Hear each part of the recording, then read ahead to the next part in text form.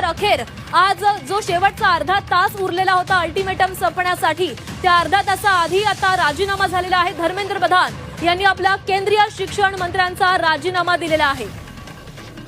तर आता जी सर्वात मोठी बातमी समोर आलेली आहे, राजीनाम्याचं पत्र देखील झी24 तासच्या हाती आलेलं आहे। धर्मेंद्र प्रधान यांनी आपल्या पदाचा राजीनामा दिलेला आहे। केंद्रीय शिक्षण मंत्री पदाचा राजीनामा धर्मेंद्र प्रधान यांनी दिलेला आहे। सरकारला 3 वाजेपर्यंतचा अल्टिमेटम देण्यात आलेला होता।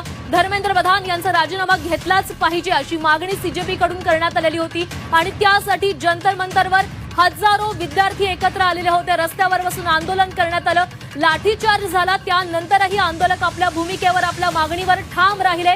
धर्मेंद्र प्रधान यांचा राजीनामा झालाच पाहिजे ही मागणी लावून धरण्यात आली। विरोधकही या विद्यार्थ्यांच्या मदतीसाठी रस्त्यावर उतरले। विरोधकांनी देखील हा मुद्दा लावून धरला।